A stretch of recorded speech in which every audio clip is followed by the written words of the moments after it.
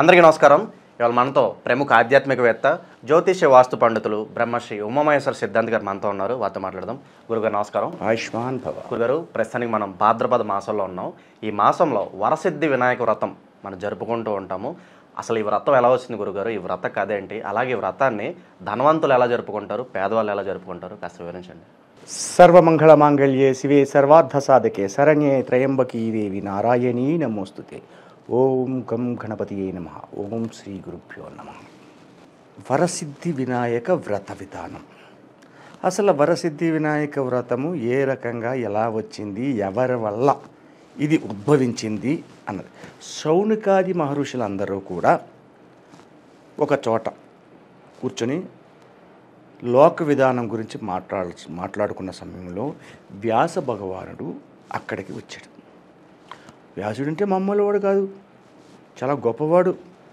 అందరూ కూడా ఆయన పాదాలకు నమస్కరించి ఆసనం వేసి అందులో కూర్చోబెట్టి మంచి చెడ్లు విచారిస్తూ మాట్లాడుతూ ఉండగా, అయ్యా ఈ భాద్రపద మాసం కదండి, ఇందులోని ఈ మాసానికి ఏదైనా ప్రాముఖ్యత ఉన్నదా?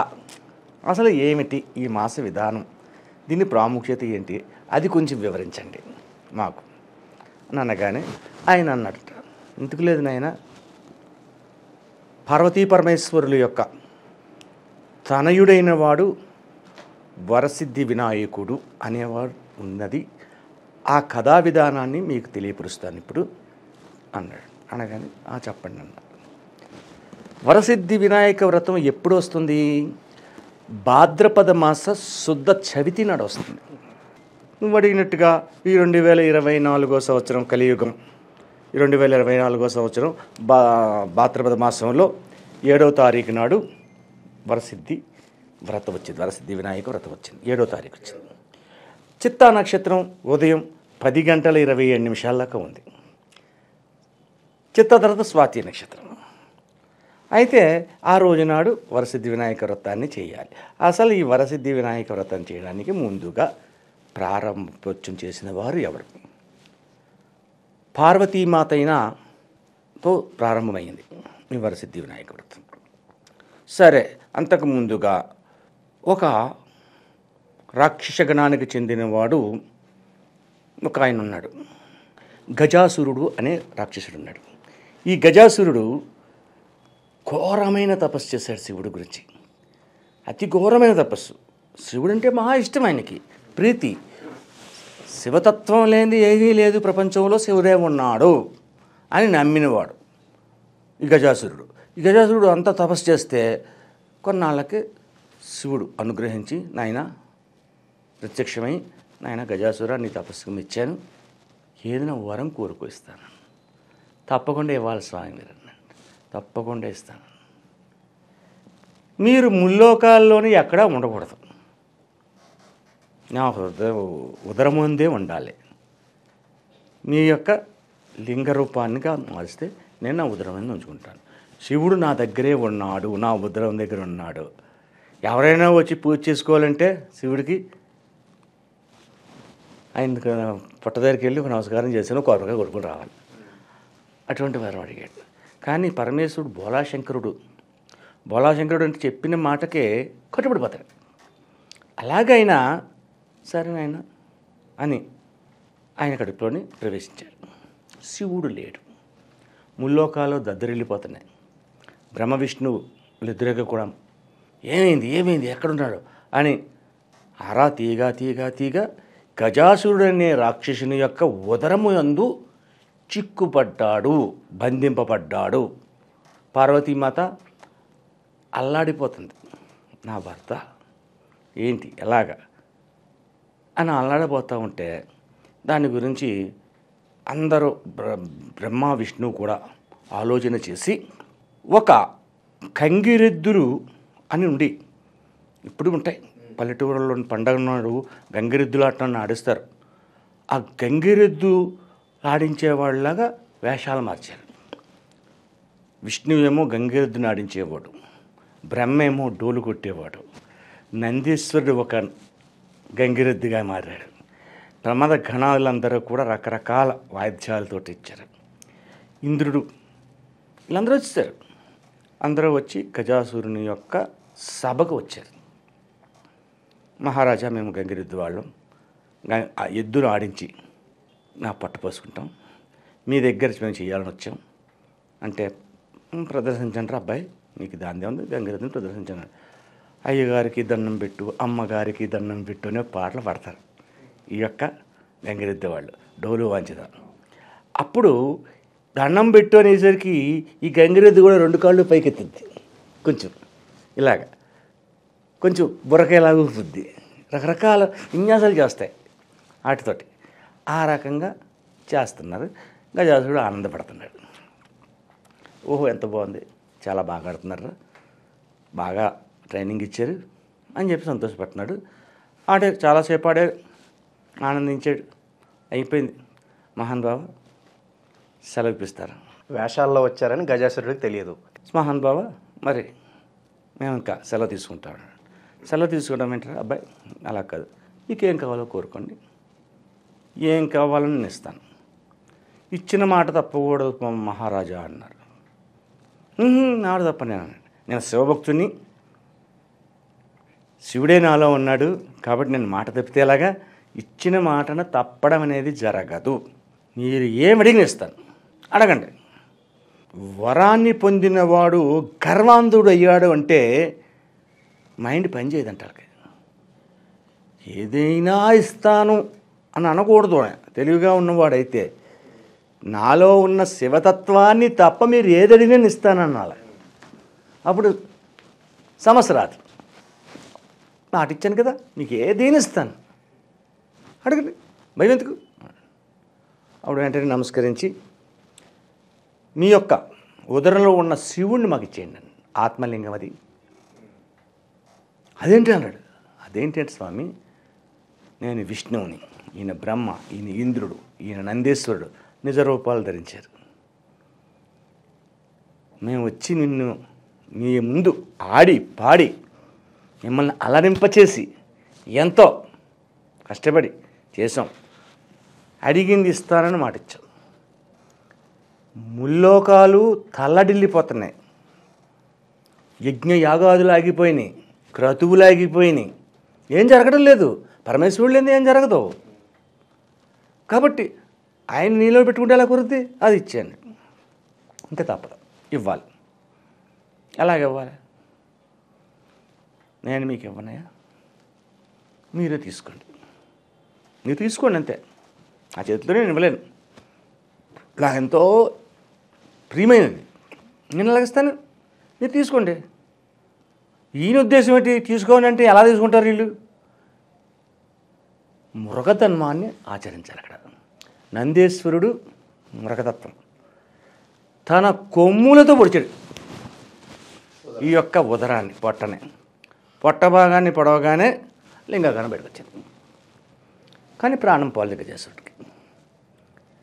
అప్పుడు శివుని దగ్గర కాళ్ళు పట్టుకుని, శివుని యొక్క కాళ్ళు పట్టుకుని, స్వామి నేను అడిగినది లోక విరుద్ధమైన కోరిక కోరాను, నువ్వు ఇచ్చావు, కానీ నా పరిస్థితి ఇలాగుంది, నన్ను ఏం చేయమంటావు? ఇప్పుడు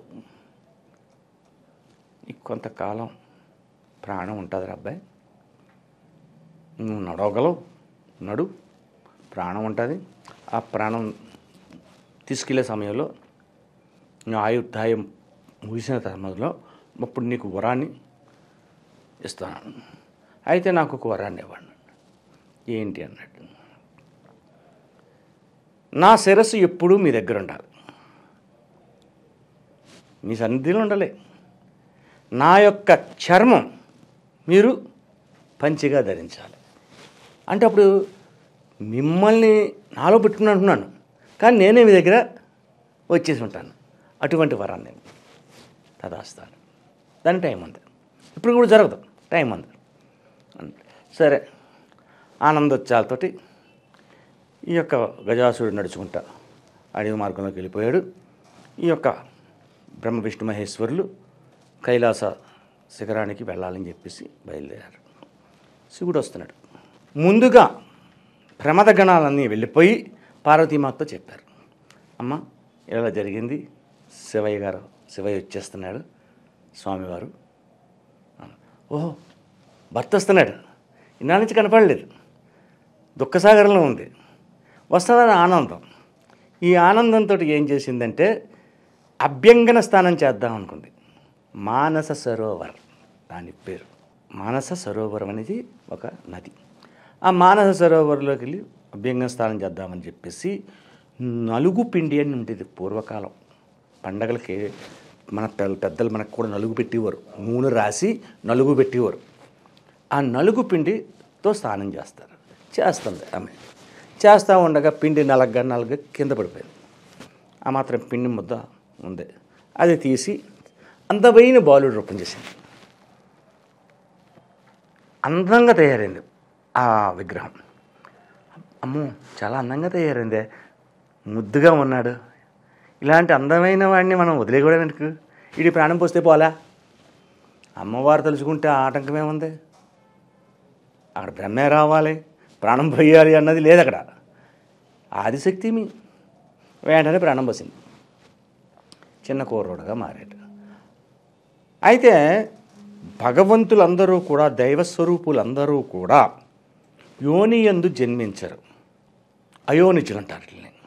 ఈ అయోనిజులుగా వచ్చిన వెంటనే ఇంత చిన్నపిల్లడు కాదు, బొమ్మ చేసింది ఇంత పిల్లోడే. ప్రాణం పోసేసరికి అడు ఒక 5 సంవత్సరాలు 6 సంవత్సరాలు కురడయ్యాడు. అమ్మ చెప్పమ్మా, నువ్వంటే నాకు ఇష్టం, నువ్వేం చెప్పినా చేస్తాను, నాకు నువ్వు సృష్టించావు, నాకు ప్రాణం పోసావు అంటాను. లేదు నాయన, నేను స్నానం చేయడానికి వెళ్తున్నాను లోపలికి, ఎవరు వచ్చినా ఇక్కడ నిరోధించు. కాబట్టి మరి నాకు ఆయుధం ఏమీ లేదన్నా. నీకు ఆయుధం ఎందుకు రా నాయన, నువ్వే గొప్పవాడు అవుతావు చాలా భవిష్యత్తు ఎందు అని ఒక పొన్ను కర్ర ఇచ్చింది. పొన్ను కర్ర అంటే అర్థం ఏంటి? లావుగా ఉండి కిందకు వస్తే సన్నం ఉంటుంది, పైన వెండితోటి ఒక ఉంటుంది, పొన్ను కర్ర అనేవారు దాన్ని. ఆ పొన్ను కర్ర ఇచ్చింది.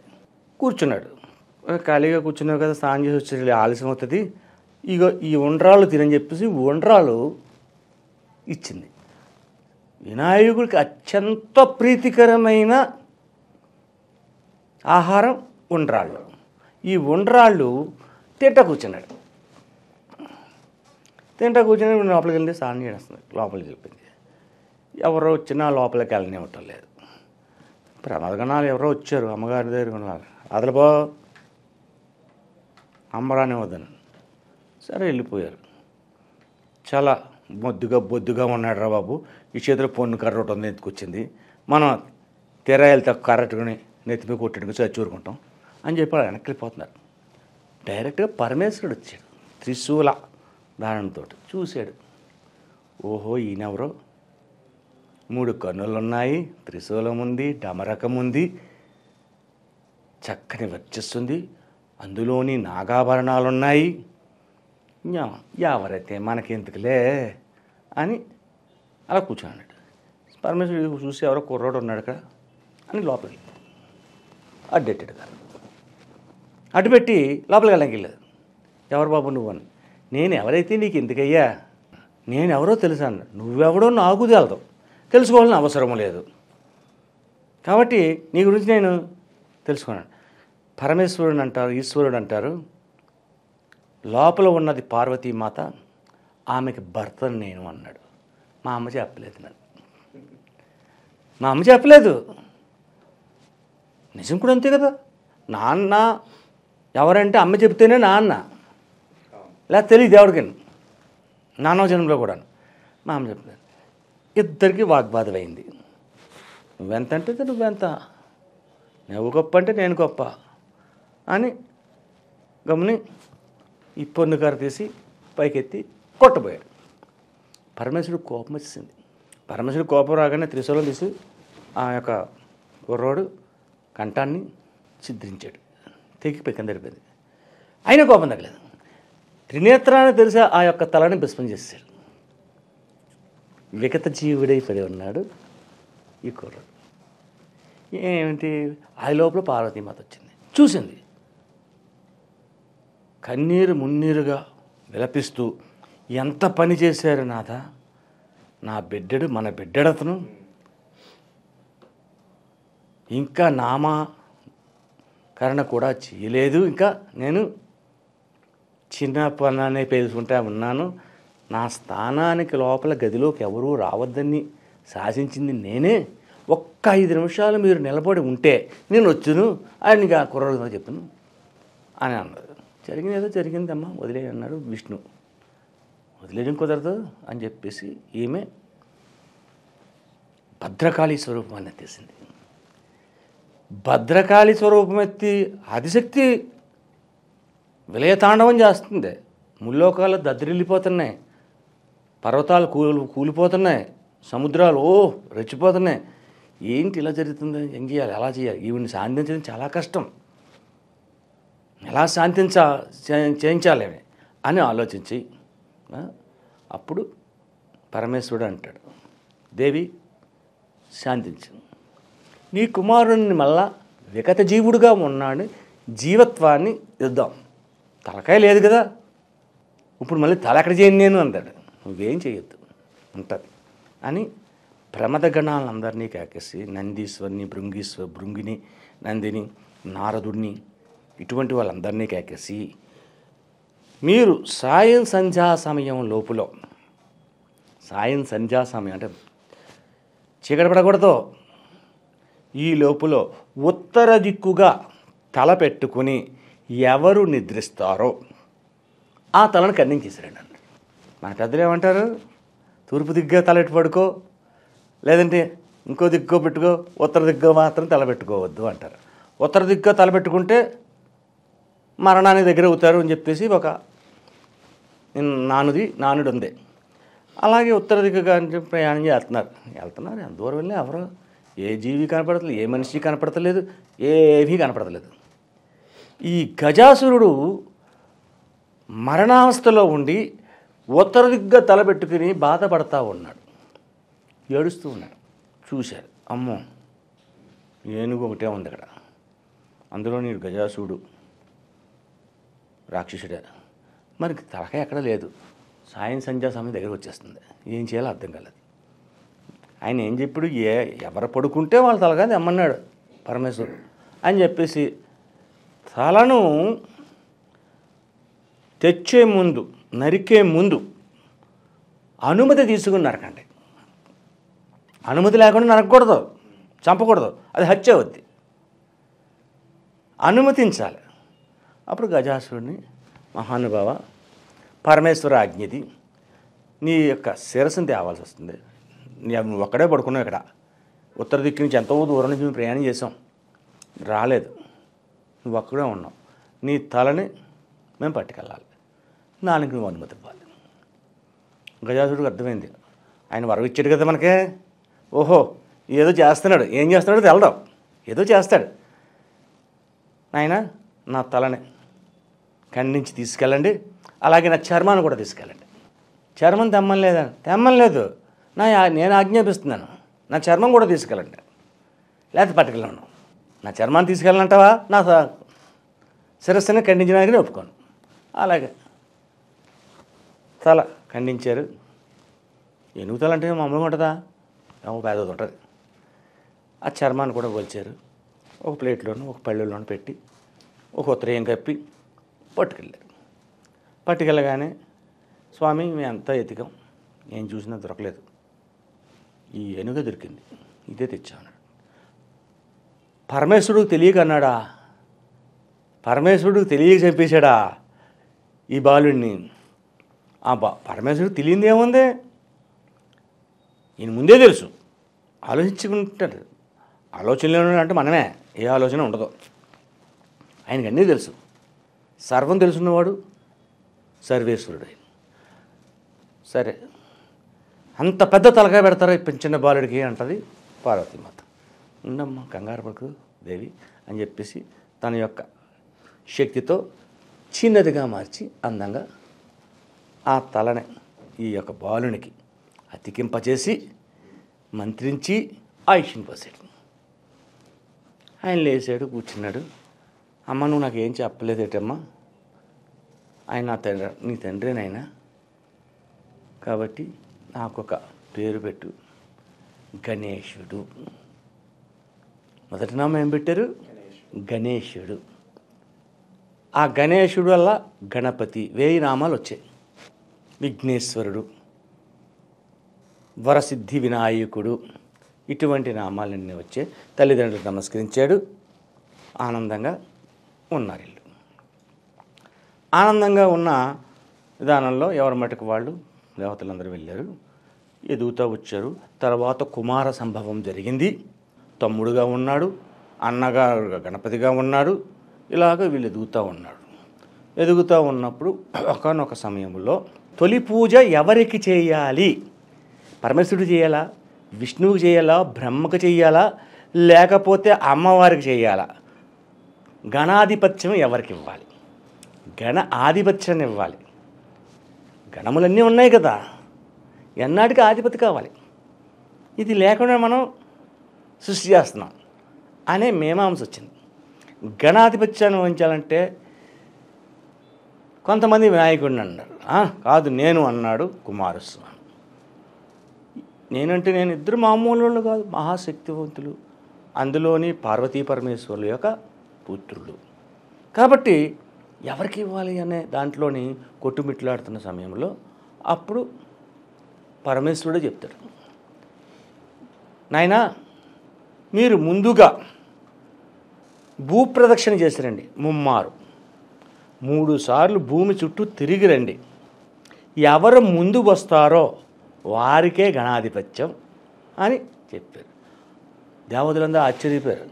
కుమారస్వామికి ఏమో మయూరు వాహనం ఉంది, అది ఆకాశంలో విహరించేస్తుంది. ఈ యొక్క గణేశుడిగా ఏమో మూషిక వాహనం ఉంది, ఈ ఎలక పిల్ల. అది ఎంత పరిగెట్టినా కిందే పరిగెడుతుంది. ఎంత స్పీడ్కి వెళ్ళగలరు, ఎన్ని కిలోమీటర్లు వెళ్తుంది? మీరు చెప్పిన దానికి నేను ఒప్పుకున్నాను, వెళ్ళిపోతున్నాను అని చెప్పేసి ఈ లోపలని ఇంద్రుడు వచ్చాడు. దేవేంద్రుడు కూడా ఈ పోటీలో పాల్గొంటాను అన్నాడు. సరే అన్నాడు. ఎవరు కావాలంటే వాళ్ళు పాల్గొని. ఎవరు? ఐరావతం ఏనుగు. ఆయన ఏనుగు అకస్మాత్తుగా గమనించగలదు. ఆయన వెళ్ళిపోయాడు, ఈయన వెళ్ళిపోయాడు. ఎంతమందిరో ఎవరెవరో వెళ్ళారు. ఆ తర్వాత సంగతి వినాయకుడికి మతి పోయింది. నేను చూస్తేనేమో ఇంత భారీ వాహనం, అది భారీ విగ్రహం, నా శరీరం అని తెలివైన లక్షణమైన వాడు వినాయకుడు. అత్యంత తెలివితేటలు కలిగిన వాడు వినాయకుడు. ఓహో సరే అని చెప్పేసి 2 చేతులు నమస్కరించి పార్వతీ పరమేశ్వరుల చుట్టూ ప్రదక్షిణ చేస్తున్నారు. శివనామం జపించుకుంటా ప్రదక్షిణ చేసి దగ్గరికి ఎదకుంటూ వచ్చి నమస్కారం చేస్తున్నాడు. ఆడు కాశీ వెళ్ళాడు. ఎవరు? సుబ్రహ్మణ్యేశ్వరుడు. ఇంకా మయూర వాహనం దిగలేదు, స్నానం చేయాలి కాశీలోని. మానసరోవర్ ఘాట్ కాశీలో కూడా ఉంది. ఆ మానసరోవర్ ఘాట్ దగ్గరికి దిగాడు. ఈయన స్నానం చేసి బయటకు వస్తున్నాడు వినాయకుడు నడుచుకుంటూ. ఆశ్చర్యపోయాడు, ఏంటిది ఎలా వచ్చేసాడు ఈయన, నాకెంత టైం పట్టింది కదా అనుకున్నాడు. సరే మళ్ళా ఇంకో క్షేత్రానికి వెళ్ళాడు, గై వెళ్ళాడు. గైలో దిగుదాం అనుకునేసరికి స్నానం చేసి పైకి కుదరాడు ఈ గణేశుడు. ఆశ్చర్యపోతున్నాడు ఈ యొక్క కుమారస్వామి. ఏంటి ఎలా జరుగుతుంది, ఎలా జరుగుతుంది? ఏ క్షేత్రానికి వెళ్ళినా ఆ క్షేత్రంలో ఇతను ఇంకా స్థానానికి దిగకుండానే ఆయన స్నానం చేసి ముగించేసి పైకి వస్తున్నాడు. ఆశ్చర్యపోతున్నాడు. ఈ 3 ప్రదర్శన చేసి నమస్కరించాడు, కూర్చున్నాడు. ఏనాయనా నువ్వు వెళ్ళవా అన్నాడు. వెళ్ళొచ్చేసాను అన్నాడు. అదేంటి? పరమశివుడు నవ్వుకుంటున్నాడు, ముసిముసిగా నవ్వుతున్నాడు. వీళ్ళందరూ విష్ణు వీళ్ళందరూ కూడా ఆశ్చర్యపోతున్నారు ఏంటని. తర్వాత వెళ్ళిన వాళ్ళందరూ వచ్చేసారు. వచ్చినారు. ఏం బాబు మీరు అందరూ వెళ్ళారా అన్నాడు. ఎవరిని నెగ్గారు? నువ్వే చెప్పండి, నువ్వే చెప్పు కుమారస్వామి. నాయన మురుగారు నువ్వే చెప్పు అన్నారు. అన్నగారే నెగ్గారు, నేను నెగ్గలేదు. విష్ణు అడిగాడంట, బ్రహ్మ విష్ణువులు, నువ్వు ఎలా చెప్పగలుగుతున్నావు అన్నాడు. ఎలా చెప్తున్నాను, నేను వెళ్ళిన ప్రతి క్షేత్రం నుంచి నేను స్నానం చేద్దాం దిగుతున్నాను, ఆయన స్నానం చేసి పైకి వస్తున్నాడు. ఆ రకంగా మొత్తం అన్ని క్షేత్రాలను జరిగింది. అంతెందుకు, నేను మళ్ళీ కైలాసాన్ని బయలుదేరదామని చెప్పేసి నేను బయలుదేరితే ఇక్కడే ఉన్నాడు ఈయన, నాకంటే ముందు వచ్చి ఉన్నాడు, కాబట్టి నేను ఓడిపోయాను అన్నాడు. ఇది ఎక్కడ విచిత్రము అని అడిగితే అప్పుడు పరమేశ్వరుడు చెప్పాడు, తల్లిదండ్రులైన ఆదిశక్తి పరమేశ్వరుని మా చుట్టూ తిరిగితే ప్రపంచం చుట్టూ తిరిగినట్టే, ముల్లోకాలు చుట్టూ వచ్చినట్టే. ఈయన మా చుట్టూ తిరిగాడు, ముల్లోకాలు తిరిగిన ఫలితం వచ్చింది తనకి. అందుకనే వాళ్ళకి నెగ్గింది అని ఆధిపత్య విధానాన్ని ఇచ్చారు. తొలి పూజ గణపతికి చేయాలి. ఆ రోజు భాద్రపద శుద్ధ చవితి. భాద్రపద శుద్ధ చవితి అయితే ఆ రోజునాడు తొలి పూజ ఇని చేయాలి అని చెప్పేసి ఆయనకి ఏ పూజ చేసినా ముందు వినాయకుడిని పూజించాలి. ఆ రకమైనటువంటి శాసనాన్ని ఏర్పాటు చేశారు. ఆ రోజునాడు ఏం చేశారు, పప్పు పంచి పూజ జరిగింది, ఆనందంగా ఉన్నారు.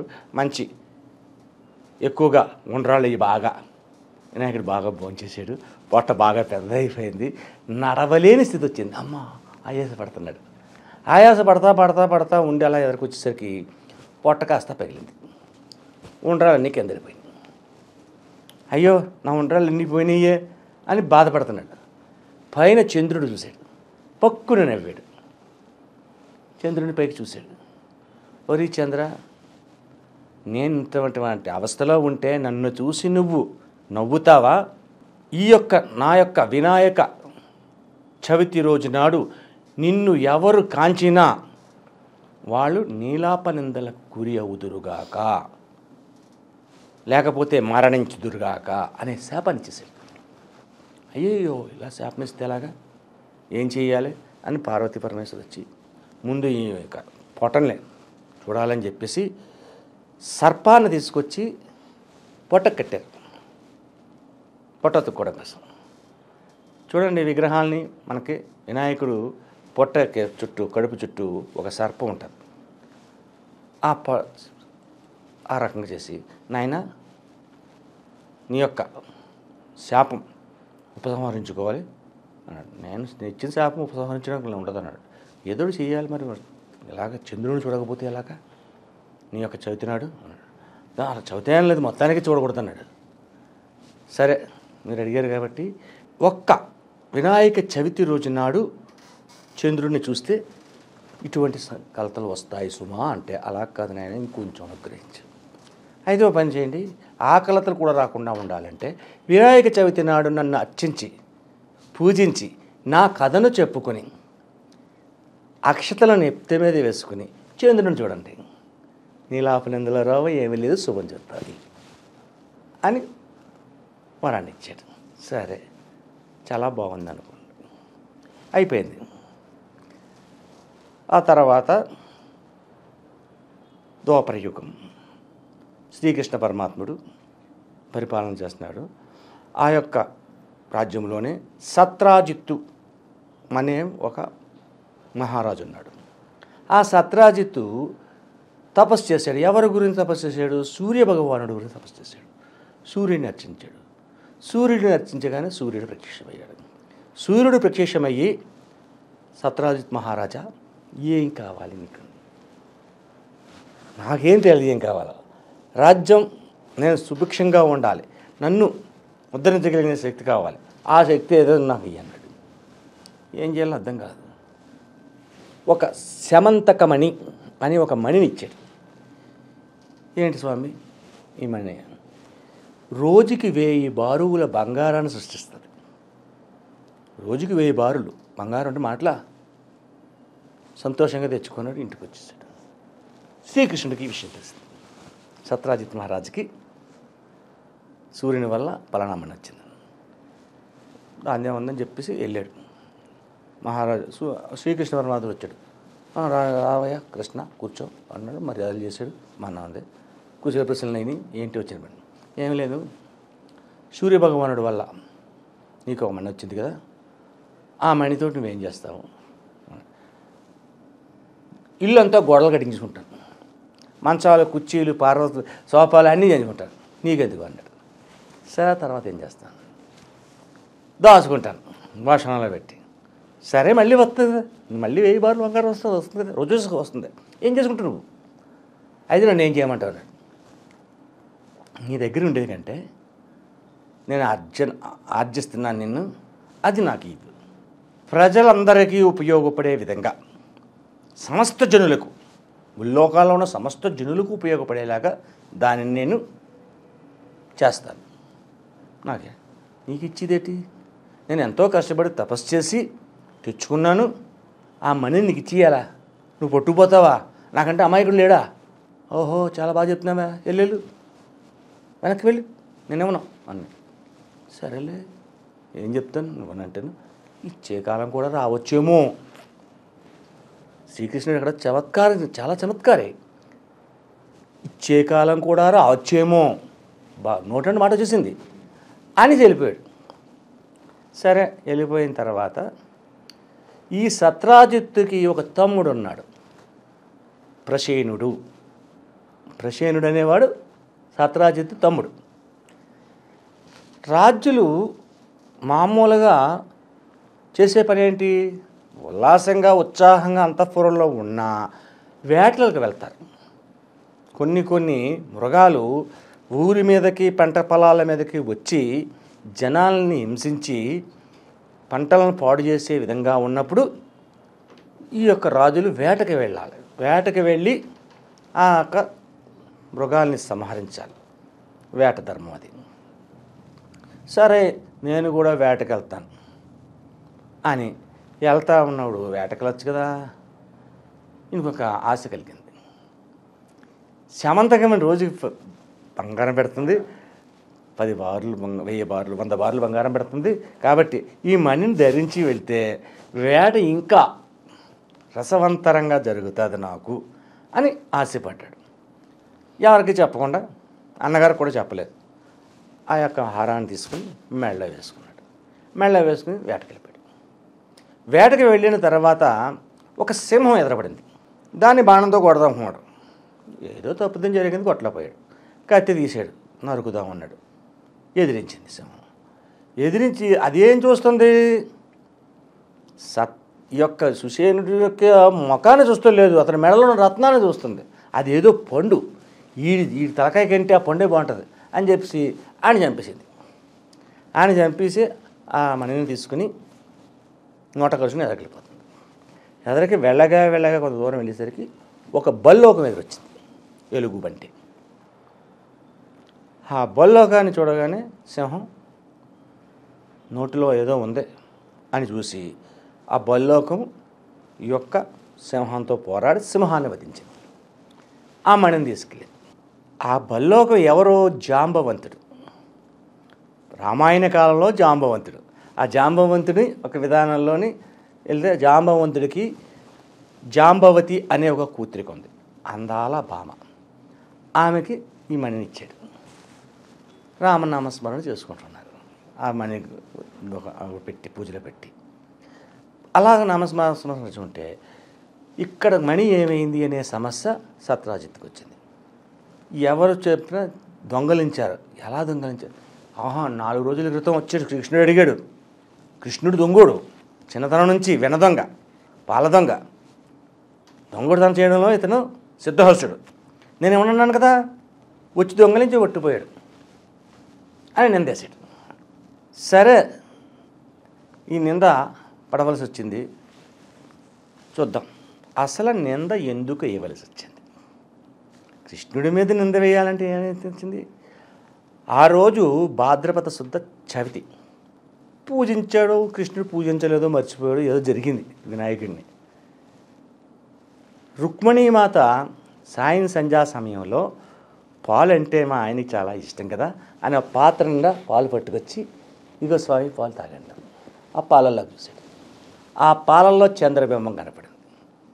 చవితి చంద్రుడు నలవంకలా ఉంటాడు. చవితి చంద్రుని చూడగానే హతవిధి, కృష్ణుడికి వాడు నాకు కూడా నీలాపనందలు తప్పవా, ఏ రకంగా వస్తాయో చూద్దాం అనగానే ఆ రోజే నువ్వే దొంగతనం చేసావు, దొంగవే, జిత్తుల మారివి అని దూషణ చేయడం మొదలుపెట్టాడు సత్రాజిత్. ఆ దూషణ బారలేక, నాయనా నేను దొంగతనం చేయలేదు, నేను నిరూపించుకుంటాను అని చెప్పి ఆ రోజే ఈ యొక్క సుషేనుడు కూడా వెళ్ళాడు. అన్నీ ఒక రోజు జరిగినాయి.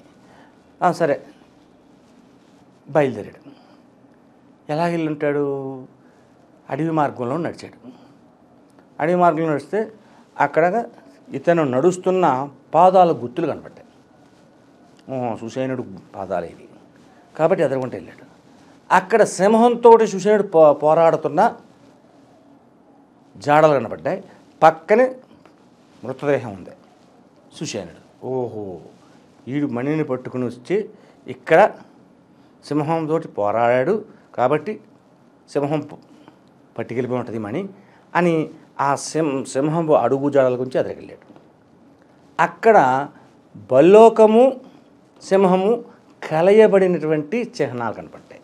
ఆ పక్కన సింహం చనిపోయింది. ఎలుగుబంటి పట్టుకుపోయింది. ఆ నడక ఆ అడుగుల ద్వారా వెళ్తే ఒక గృహ ఉంది. ఆ గృహ లోపలికి వెళ్ళాడు.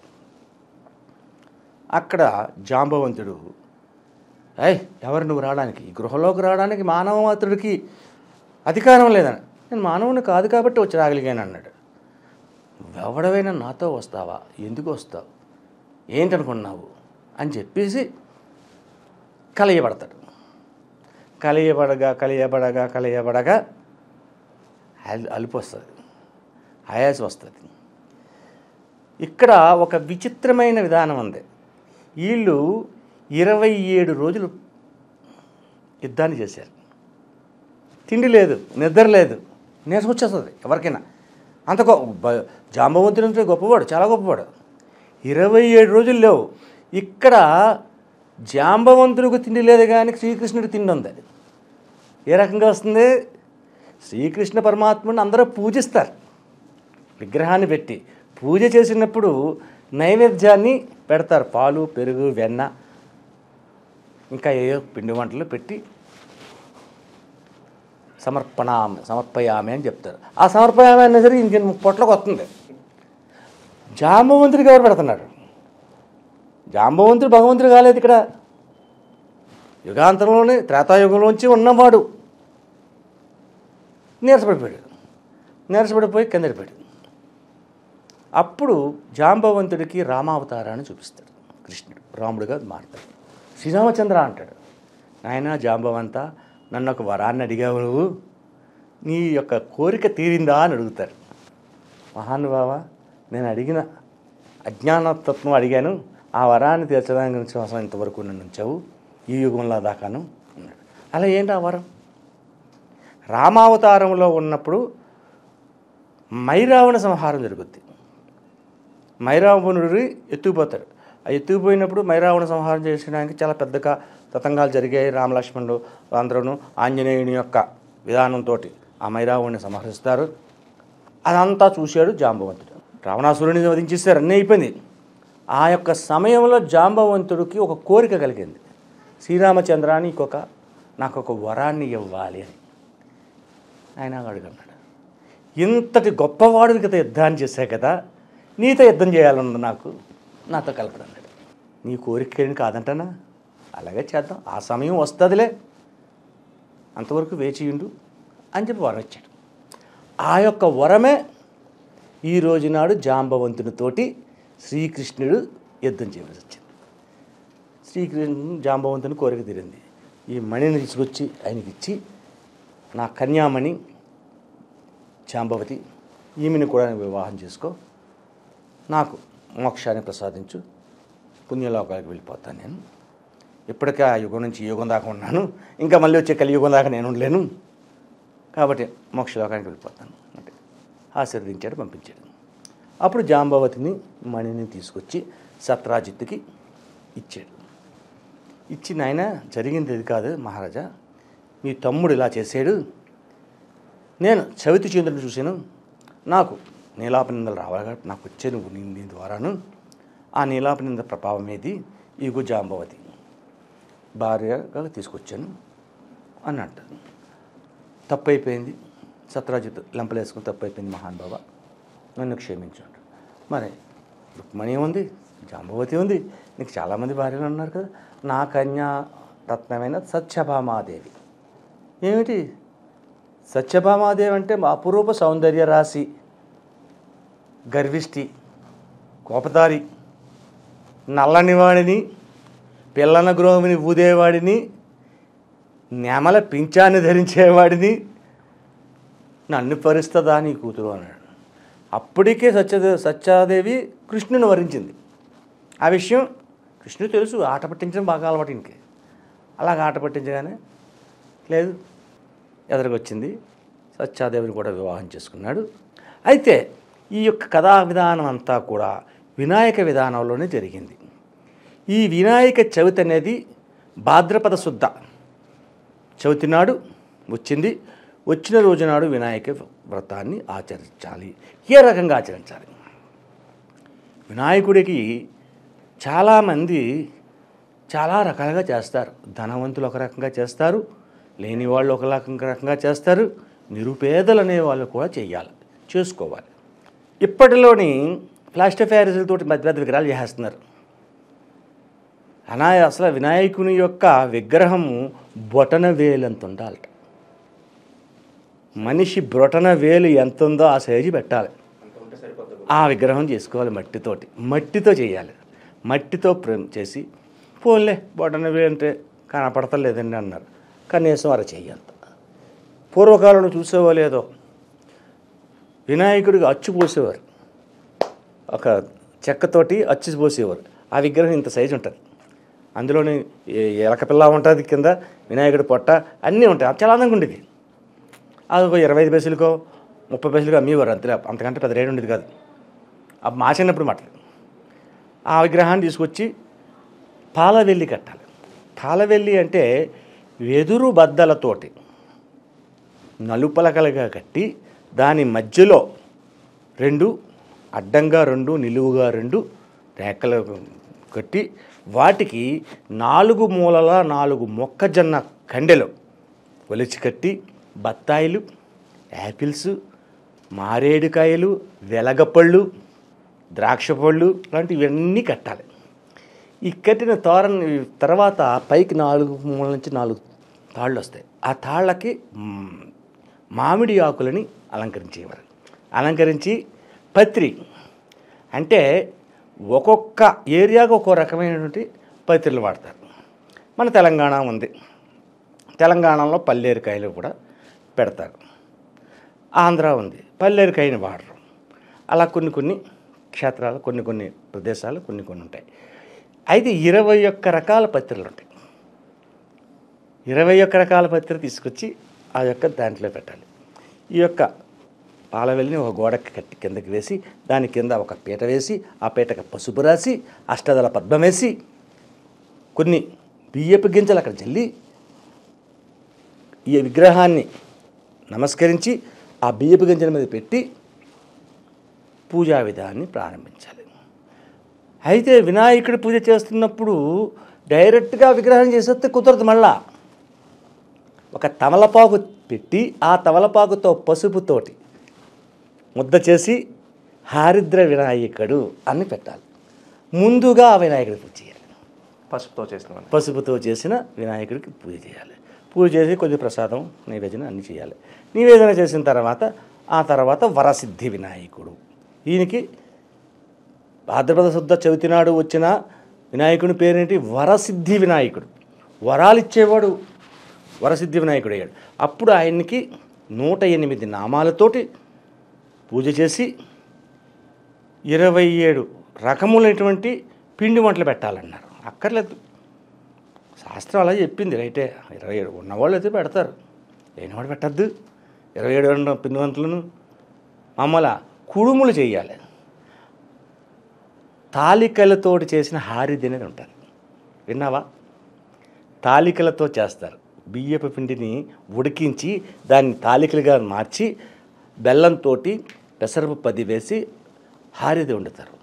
ఆ హారిదిలో కుడుములు ఉంటాయి. వాళ్ళ ఆ కుడుములు అంటే వినాయకుడు చాలా ఇష్టం. హారిదిని కంపల్సరీగా చెయ్యాలి.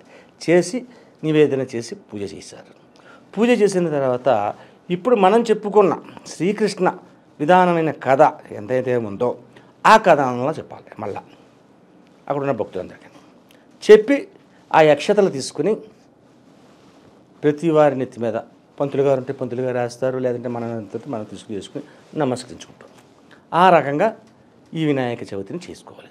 సరేనండి, ఉన్నవాళ్ళు వెండితోటి పాలవెల్లి కట్టారు, మొక్కజొన్న పొత్తులు అవన్నీ ఇవన్నీ ఆ కాయలని ఈ కాయలని రకరకాల పళ్ళు తీసుకొచ్చారు, ఎన్నో పెట్టారు, అన్నీ పూజ చేశారు. మరి లేనివాడు ఉన్నాడు, వాడికి ఏదీ లేదు. ఏం చేయాలి? పాలవిల్లి కట్టే స్తోమత ఉందా లేదా? నాకు అది కూడా లేదండి. పాలవిల్లి కట్టడానికి కూడా నాకు స్తోమత లేదండి. సరే నేను పర్లేదు, మట్టితో వినాయకుడి విగ్రహం చేయి, ఓ పేటకు పసుపు రాయి, ఆ పసుపు రాసి శుభ్రంగా హారిది ఉండు. తప్పదు. అంతకుమించి యాపిల్స్, బత్తాయిలు లేదా ఆరెంజ్లు ఇలాంటివి ఎన్ని తేక్కర్లేదు.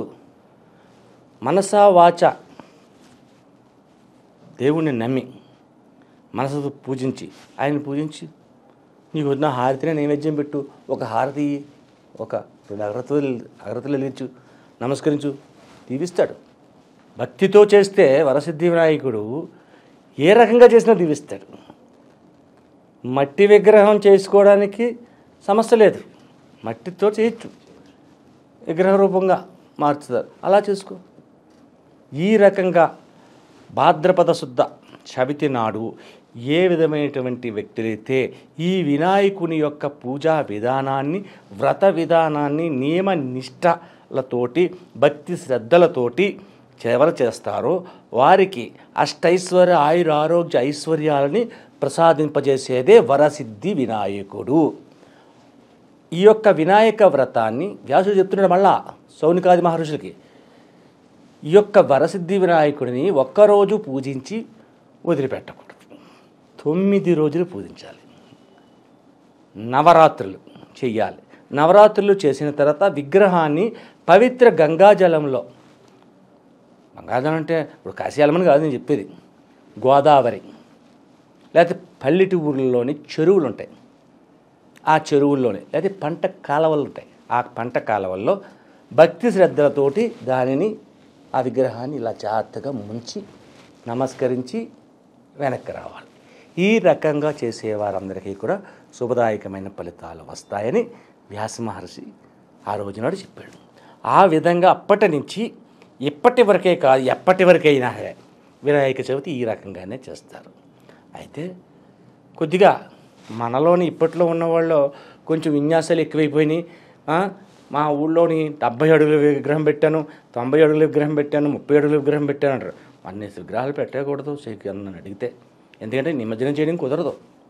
నిమజ్జనం చేయాలంటే ఎక్కడ ములగాలి, ములగేంత నదులు ఎక్కడున్నాయి? సముద్రంలో చేయరు నిమజ్జనం. చేయొచ్చు అనుకో, తప్పని కాదు, సముద్రాలు ఉంటాయి, అన్ని చోట్ల ఉంటాయా? కాబట్టి స్తోమతకు తగ్గ మట్టి విగ్రహం, మట్టితో చేసిన విగ్రహానికి మాత్రమే గణపతికి పూజ చేస్తే సంతృప్తుడు అవుతాడు.